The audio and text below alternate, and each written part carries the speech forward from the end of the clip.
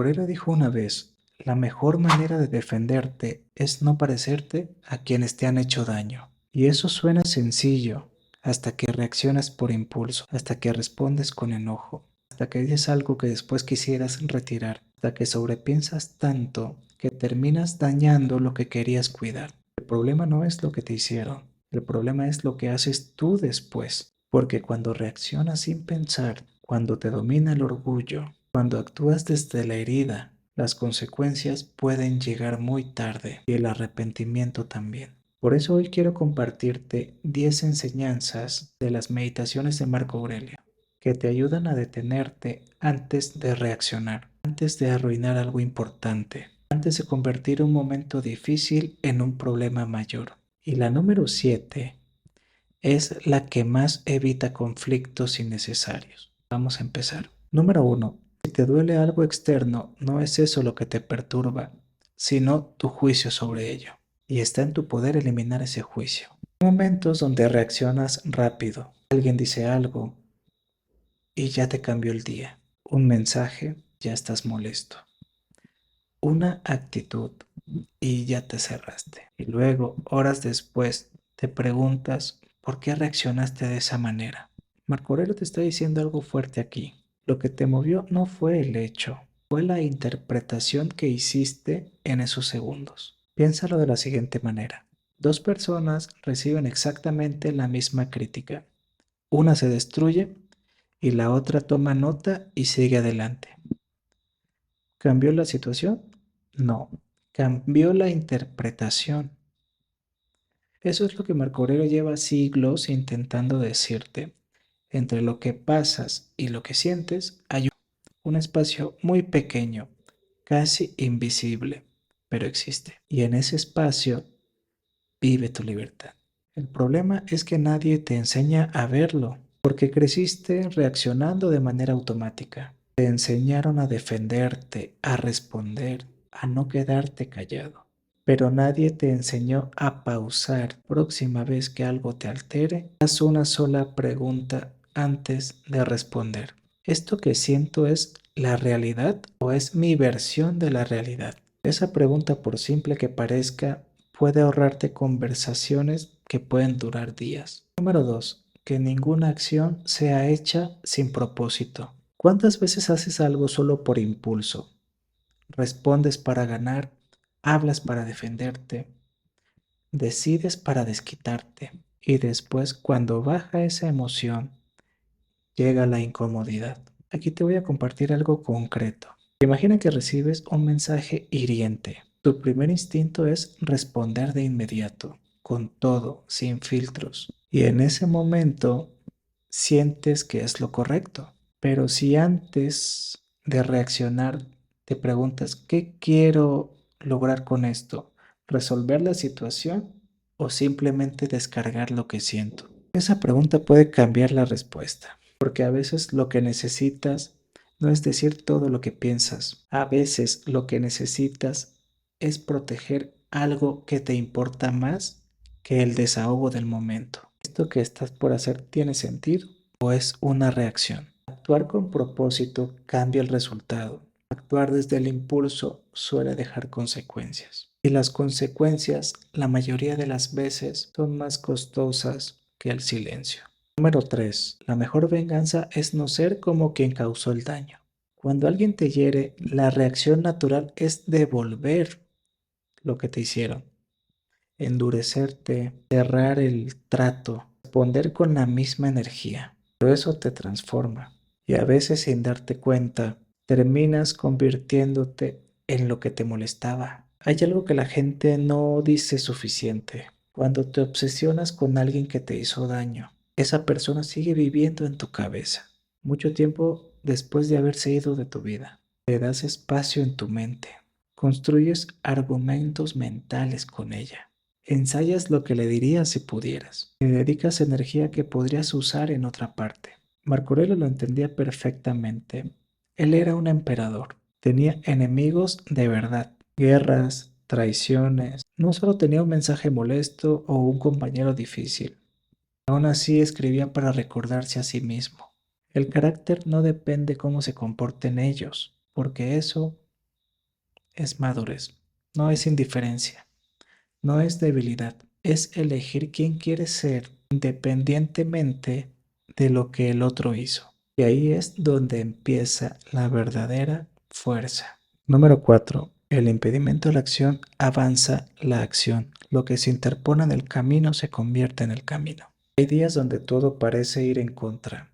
Problemas, errores, obstáculos que no planeaste, un proyecto que se cae, una relación que no funciona como esperabas, una etapa de tu vida que no avanza al ritmo que querías y la reacción automática es frustración. Bueno, la de la mayoría al menos. Pero aquí Marco Aurelio cambia el enfoque. Lo que te frena puede entrenarte, lo que te incomoda puede fortalecer tu criterio, lo que te bloquea puede enseñarte la disciplina que no habrías desarrollado de otra forma. Piensa en cualquier persona que admires. Detrás de esa historia, casi siempre hay un obstáculo que no pudieron evitar, algo que los obligó a adaptarse, a buscar otro camino, a desarrollar algo que no sabían que tenían. El obstáculo no siempre es el enemigo, a veces es parte del entrenamiento. Y esa diferencia de perspectiva puede cambiar completamente cómo enfrentas los problemas que vienen. Número 5. No actúes como si fueras a vivir 10.000 años, porque la muerte te acecha. Mientras vivas, mientras puedas, sé bueno. Es común que postergues conversaciones, decisiones, cambios. Dices, después lo hago, pero hay cosas que llevan meses esperando. Guardas distancia con personas que en el fondo extrañas. Evitas temas que podrían resolver algo importante y el tiempo sigue pasando. Hay algo en el ser humano que asume inconscientemente y es que siempre habrá tiempo, que mañana va a ser más fácil, luego lo digo, cuando me sienta listo lo hago. Esta frase no es dramática, es muy clara. Marco Aurelio era un hombre que vivió en guerra, perdió a muchos de sus hijos, gobernó un imperio en crisis y en medio de todo eso se escribía a sí mismo recordatorios de que el tiempo no espera. Cuando entiendes que la vida es limitada de verdad, muchas discusiones pierden sentido, muchos orgullos bajan su intensidad, muchas decisiones que parecían complicadas se vuelven más sencillas. Así que pregúntate hoy, ¿hay algo que has postergado por comodidad? ¿Que en el fondo sabes que ya debería estar resuelto? Esa respuesta vale más que cualquier frase motivacional. Número 6. Cuando te cueste levantarte por la mañana, recuerda, me levanto para hacer el trabajo de un ser humano. Hay días donde no tienes ganas, ni ánimo, ni energía, ni motivación. Y aún así, el deber sigue ahí. Vivimos en una época que glorifica el entusiasmo, que dice que hagas solo lo que te apasione, que si no tienes energía hay algo que está mal. Y hay algo de verdad en eso, pero también hay una trampa, porque la vida real incluye días grises, tareas complicadas, responsabilidades que no te emocionan, roles que exigen presencia aunque no tengas ganas. Marco Aurelio era emperador y también tenía días donde no quería levantarse. Lo escribió con esas palabras sin pretender que todo era inspirador. Y la diferencia entre él y muchos otros no fue que siempre se sintió motivado, fue que actuó de todas formas. No siempre haces lo correcto porque tengas ganas. A veces lo haces porque eres un adulto, porque tienes carácter, porque es tu papel. Eso cambia mucho la mentalidad y también la autoestima, curiosamente. Porque cada vez que actúas desde el deber y no desde la emoción, te demuestras algo a ti mismo. Número 7. Tienes poder sobre tu mente, no sobre los acontecimientos externos. Comprende esto y encontrarás la fuerza. Este punto es clave y probablemente el que más desgaste evita en él. Pasas mucho tiempo intentando controlar lo que otros hacen, lo que dicen, lo que piensan de ti, lo que deciden, cómo reaccionan, si cambian o no cambian. Y eso con el tiempo desgasta. Desgasta porque es una batalla que no puedes ganar. Nunca puedes controlar completamente lo externo, ni a las personas más cercanas, ni las circunstancias, ni los resultados. Pero aquí está la línea divisoria, que Marco Aurelio lleva siglos demostrándolo. Tu mente sí depende de ti, tu reacción sí depende de ti. Tu interpretación sí depende de ti. Tu siguiente movimiento también depende de ti. Cuando te enfocas en eso, el desgaste baja, la ansiedad disminuye. No porque el mundo cambie, sino porque tú dejaste de pelear con lo que no puedes cambiar. Eso es lo que los estoicos llamaban la dicotomía del control. Y es posiblemente la idea más práctica que puedes aplicar hoy mismo. Antes de que termine el día, hazte esta pregunta. ¿Lo que me está quitando energía ahora mismo depende de mí o no depende de mí? Si depende de ti, actúa. Si no depende de ti, suéltalo. Así de simple, así de sencillo. Número 8. Si alguien puede demostrarme que estoy equivocado, cambiaré con gusto, porque estoy buscando la verdad. Discutir se siente como ganar. Tener la última palabra parece poder. Defender tu posición hasta el final se siente como integridad, pero muchas veces solo genera tensión innecesaria. Hay algo profundamente incómodo en admitir que uno está equivocado. El ego lo ve como si fuera una derrota, como si cambiar de opinión fuera una señal de debilidad. Pero Marco Aurelio, que era el hombre más poderoso del mundo en su época, escribía esto. Un emperador que simplemente podría imponer su criterio, y en cambio lo que más valoraba era encontrar la verdad, aunque esto lo incomodara. Eso es madurez intelectual, y es mucho más rara de lo que parece.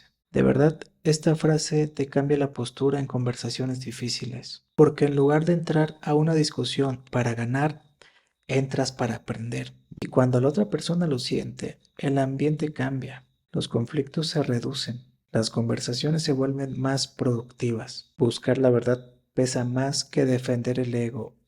Y cuando sueltas esa necesidad constante de tener la razón, muchos conflictos se reducen por sí mismos. Número 9. El alma se tiñe del color de sus pensamientos. Si todos los días repites pensamientos negativos, tu percepción del mundo cambia. Empiezas a ver amenazas donde hay neutralidad, ofensa donde hay error, problemas donde hay aprendizaje, mala intención donde hay descuido. Y lo peor es que ni siquiera lo notas, porque el proceso es lento, es gradual, como teñir una tela. No cambia de un solo golpe, cambia con el tiempo. Aquí no estoy hablándote de un pensamiento positivo forzado, hablo de algo más concreto. Lo que alimentas mentalmente todos los días termina siendo el filtro con el que miras todo. Si te acostumbras a interpretar las cosas en su peor versión, eventualmente empezarás a vivir en esa versión. La pregunta que vale la pena hacerse es, ¿qué tipo de pensamiento estoy repitiendo más? ¿Uno que me está abriendo las posibilidades o uno que me las está cerrando? Esto no es filosofía abstracta, es lo que determina en gran medida cómo te sientes en el. Por eso cuidar lo que repites mentalmente es más importante de lo que parece. Número 10. Cuando te despiertes, repite a ti mismo: hoy me encontraré con gente entrometida, ingrata, arrogante y egoísta. Esto puede sonar un poco extraño al principio, pero no es pesimismo, es preparación. Y existe una diferencia enorme entre las dos. El pesimista dice, todo va a salir mal, y se paraliza. El que se prepara dice, esto puede suceder, y se organiza para responder bien si ocurre. Cuando entiendes que el mundo no gira a tu expectativa, te sorprendes menos. Marco Aurelio no escribía esto para deprimirse antes de salir de la cama. Lo escribía para no llegar al mundo esperando perfección de personas imperfectas, porque la decepción en su mayoría no viene de lo que otras personas hacen, viene del contraste entre lo que esperabas y lo que pasó. Cuando reduces expectativas irreales, mejoras tus relaciones, reduces conflictos y paradójicamente empiezas a apreciar más los momentos en que alguien sí te sorprende bien. La madurez empieza cuando dejas de idealizar a todos, cuando dejas de esperar que el mundo sea lo que no es. Lo curioso de estas enseñanzas es que siempre estuvieron ahí, pero uno las entiende cuando ya pasamos por decepciones, por pérdidas, por momentos donde tuvimos que madurar a la fuerza. Marco Aurelio no era un filósofo que daba cátedra desde la comodidad. Era un hombre con responsabilidades enormes, pérdidas reales y días muy difíciles. Y en medio de todo eso se escribía a sí mismo, no para publicarlo, no para que alguien lo leyera, solo para sostenerse.